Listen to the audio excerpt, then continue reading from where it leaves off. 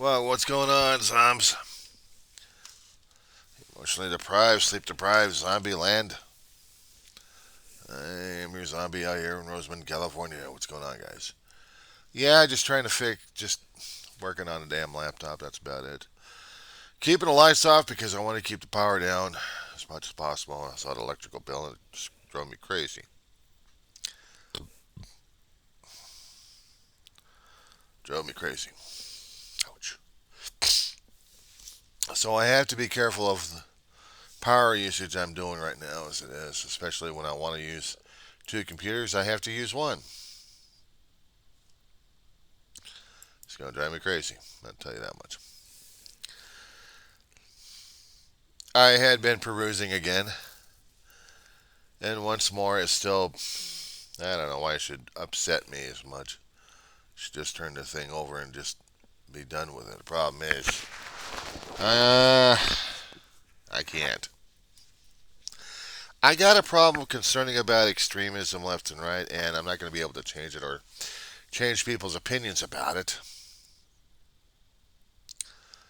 People will call me extreme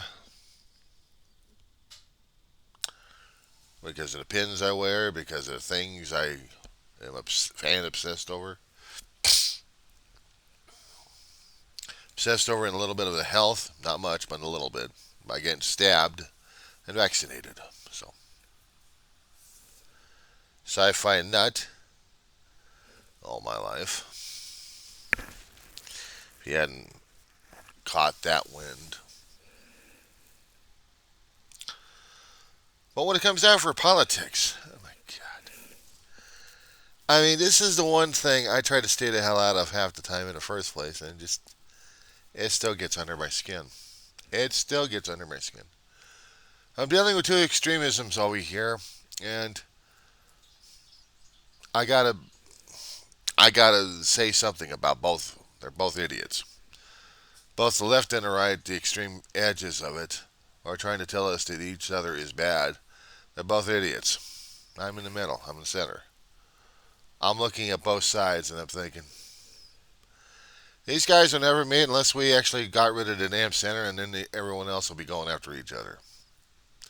It'll still be the same damn fight. We have the center here because we're in the buffer zone. I am the buffer zone. Only sometimes both sides will avoid me like the plague. And maybe rightfully so.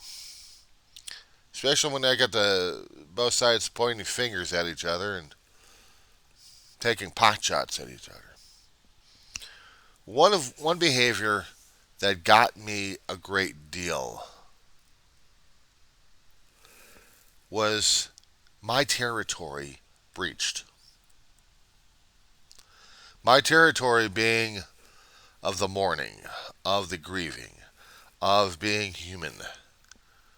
Regardless of what political or economic or whatever side they decide to be on or not decide, but what it was and is. If they had lost someone in their life, very special, that's my territory right there because I've been into it too much all my life. I have never been a PhD or a BA or an MA or whatever the hell they call them those days. I've never gone through the collegiate system. I've never been in academia. So I haven't been in the medical area or the psychological claptrap. But I have gone through it of the grieving process, of the mourning, of shoving things so far deep that I couldn't feel or couldn't be allowed to feel them because life told me otherwise. And I know about death because I've been there and done it. Thank you very much. I don't like it. And it's not ready for me just yet, and I'm not ready for it just yet. No matter how many times Hollywood tries to make it pleasant, they gotta try going through the damn thing themselves, and let's see how they try to get the feelings and everything else right. They can try, but they can't. They can do all special effects they want. They still can't figure it out. Because there's no way to figure out the other dimension at this point over here in our dimension. Trust me, there is no way. Now, my beef on this one. Even the most, well, he's an extreme egotistical son of a bitch. He wanted people to love him and like him when he was growing up, apparently. He apparently had an issue regarding his identity. Somehow he was taught and force fed and IV fed and shoved down his throat until he mutated into this creature we call Donald J. Trump. And with a screwed up mental and human capability or feelings, he was out there for himself, his own survival, backstab everybody. Love you to death and backstab your ass at the same damn time. He's Brutus and Caesar at the same time.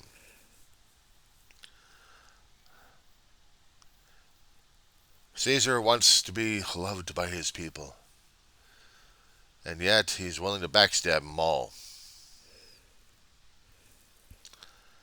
Even for a backstabbing, sorry son of a bitch like him, one's got to feel a little bit of ounce of pity, of a little bit of dignity, a little bit of mourning, respect, something for the guy. Had to feel something for him, if not absolute disgust. When he crossed over that barrier, he was made open season by a lot of critics. He may have had a lot of marital problems in his life, and one of his wives dying like that. I'm wondering if he actually felt anything for her. And that's entirely up to him. That's entirely up to him.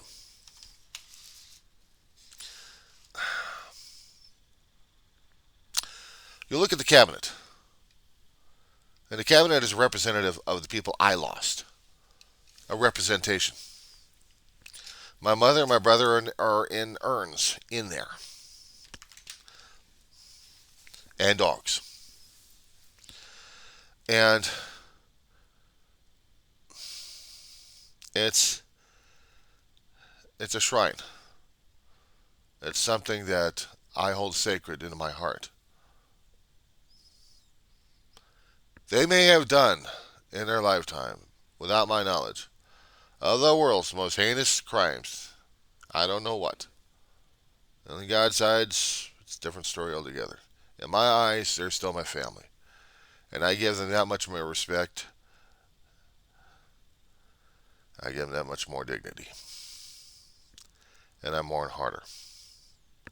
Because the thing is, I have a hell of a lot of feelings for them and towards them. A lot of it good. A little bit, well, but a lot of it good. When I hear a dogpile situation happening over here, I gotta find out why the person's being dogpiled. Am I gonna try to find a culpability at this point over here? Or was there a reason for people just to die by one guy? I mean, there's two sides of the story here. And if the one side is somebody lost a member of the family, but everyone thinks that he's a coward, a wink, and got to jump on him because of what he was. It's like Scrooge's character is coming out of Dickens. And Scrooge has done a lot of rotten things. We all seen the plays. We all seen the shows. We've read the book. We heard the story many times. He had to be redeemed according to Dickens. But for me, even if he had lost someone in his life, he had never shown that he lost anybody in his life. But if he actually lost someone in life, he'd still mourn. But actually, when he did lose the love of his life, and we're shown that, you still have to mourn that person. The loss of that person. Even if they're walking away out of your life, you still have to mourn them. You still have to grieve a little bit. And you got to feel sorry for the bastard who didn't grieve, who didn't mourn, who shut everything else up inside him until there was one day when it was just too much for him. An anniversary picks up, and then he either hallucinates or actually sees the ghost of telling him he's got to change. So now we get to be thrown in this kind of magical thing.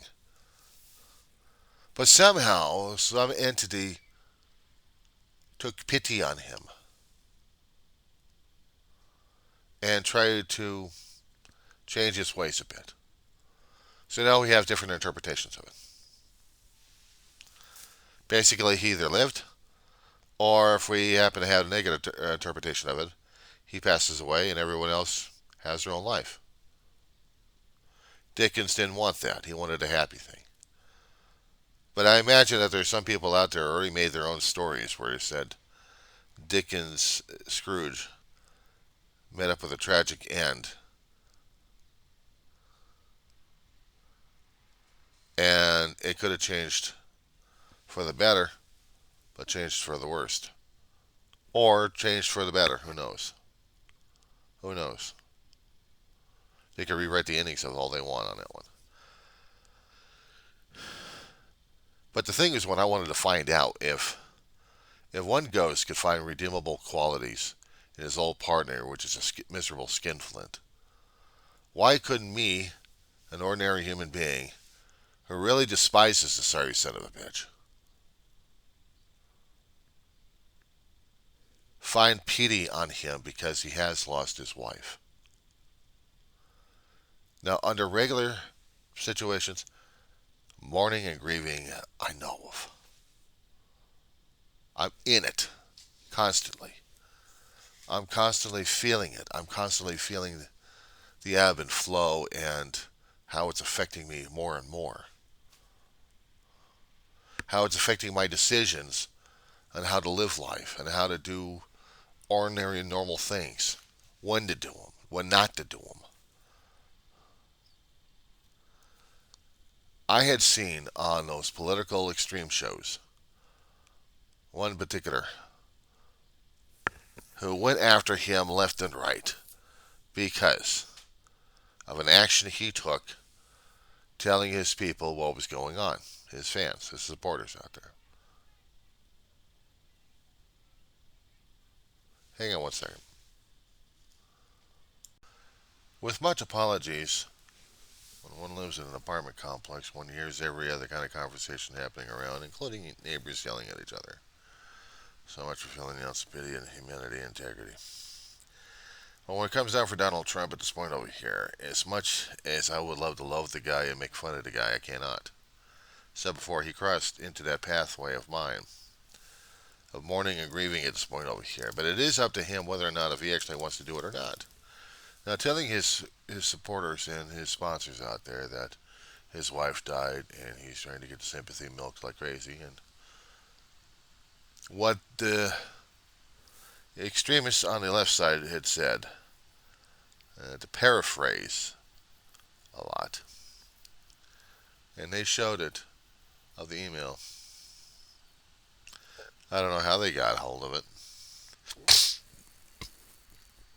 but it showed a link for people to donate to a campaign fund. I didn't say anything about a GoFundMe page. I said campaign fund.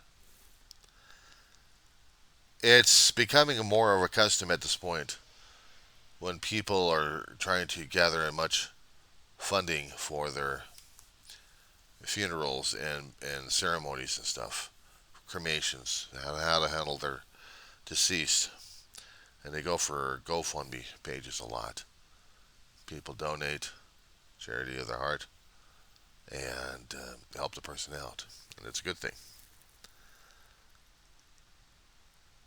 This wasn't even a GoFundMe page, according to the report that was being sent out and shown to the public in absolute ridicule.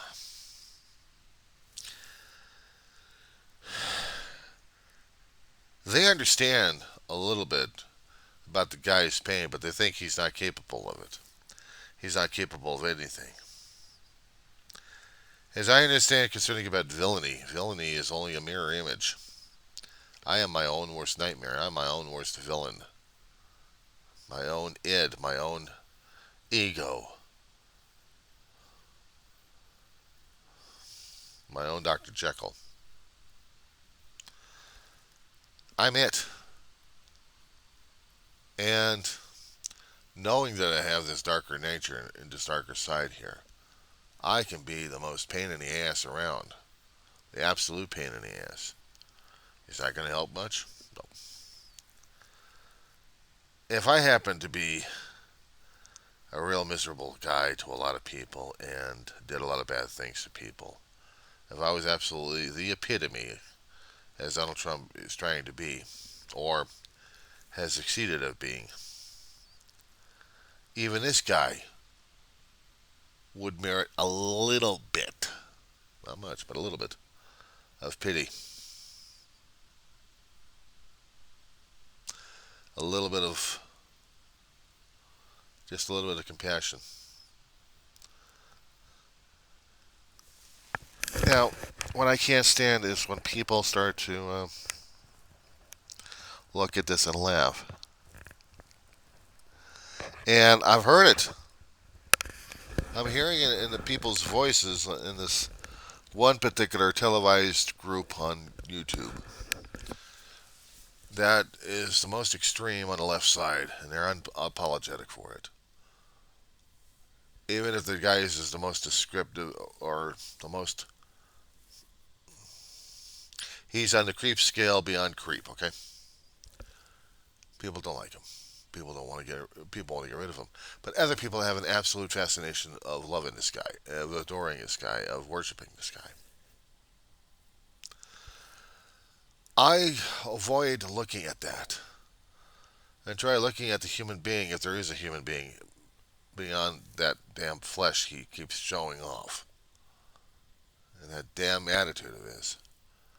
And I'm wondering whether or not if he's actually going to be compartmentalizing the feelings, the mourning process stalled, not feel a damn thing, but feel happy and elated. And if he is, that's on him. That's on him. I can only give him a little bit, not much. I can only give him enough as a human being would probably give to another human being, hopefully. Despite the fact he is going to be celebrating like crazy. But if he is mourning, if he is a man in mourning, and I may not like his political, and I may not like him personally at this point over here, or any other aspect, the only thing I can respect him as a human being in mourning, and that's the only thing that makes me feel sorry for the bastard. Because walking through that, I know it.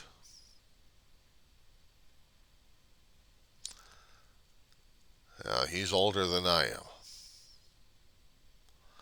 About 20, 25 years, maybe 30. See, he's already lived a lot longer life than I have. And he's still got to be accountable for everything he's done and said. I don't know if he's religious. I don't care. He's still got to be held accountable. But that doesn't give me the absolute right to ridicule the bastard.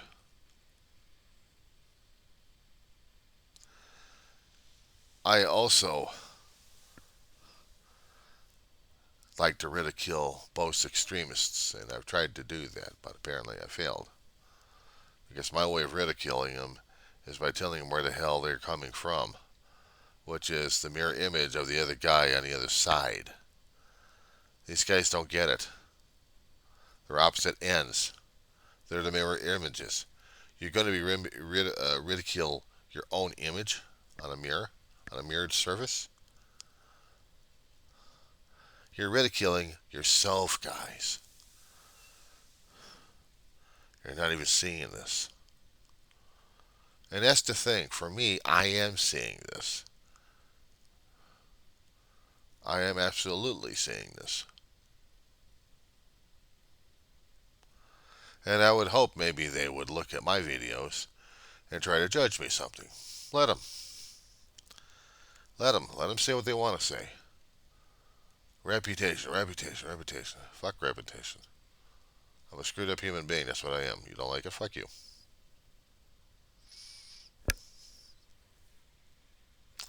I got nothing to lose.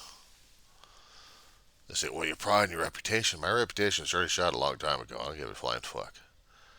And as for the people that I care about, they're already gone. What else is there to insult? What is there? What is there to take back? You're going to insult ghosts. You're going to insult abstract figures. Go ahead.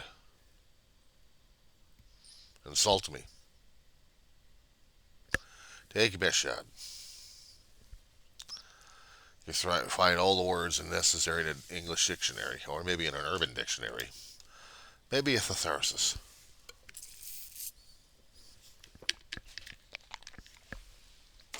We have many different language translations out there. People have used Klingon. Doesn't work on me. They try to use Romulan. Well, oh well. They try to use German. Doesn't work. They can try to use Russian. Big whoop. They can actually use the actual language. Okay. Big whoop. They can try insulting my family. Okay, you're insulted. Then what? They're dead. They're not going to get their feelings hurt. They're already in a safe place right now as it is. What you're trying to target is me to go crazy at this point. I already know my family's dead, and I already know I'm on parole right now as it is with the boss man upstairs.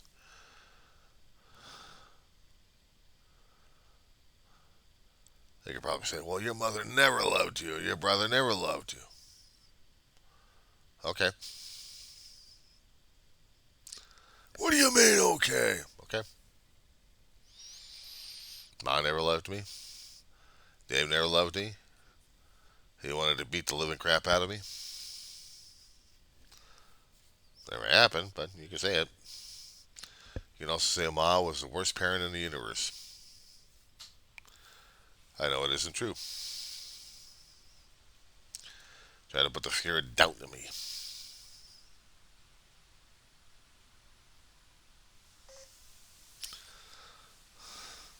I could put the fear of doubt in myself. I can call myself a full an idiot. Because I know I am. I'm a jackass. Okay, fine. I'm a Democrat. What do you expect? You're stubborn as a mule. Good. At least I know where I stand. See, it doesn't bother me. It doesn't faze me. I know I'm still held accountable. And if I'm going to see another person who's going to be mourning like crazy, despite the fact they may be the most absolute worst person on earth, at least I'll have a little bit of pity and respect for him a little bit. Give them that much. Feel a little bit of compassion for a human being. Because that's what I expect from people to do for me as well.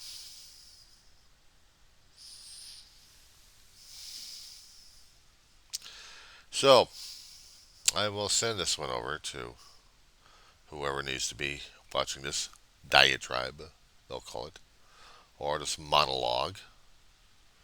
If it's a personal attack, well, it's not a personal attack, it's observations, actually. Because I observe a lot of things. I observe how people are interacting with each other, trying to kill each other, or trying to help each other. But I'm trying not to make it into a personal vendetta, like I've seen other people do. They want to make it a bit of a vendetta? Have fun. I'm not. I am just here being me. You don't like it? Have a nice day. For those young Turks out there, the theoretical far-left democratic extremists who are trying to find every and anything possible on the far right side to ridicule like crazy. Keep this in mind. Every time you keep ridiculing yourself at them, they're going to do the same damn shit to you. But you don't care. You don't like it. I mean, you like it. You're sadomasochist anyway. Just like your counterparts. They're doing what they're doing. You're doing what you're doing. And you're still firing the war. Remember, you've still got the center to deal with. And you're firing over our heads all the time. Watch your aim. Because you might find the center might fire back at you. The ones who are supposed to be supporting your ass. We can either support you or bite you in the ass, or both.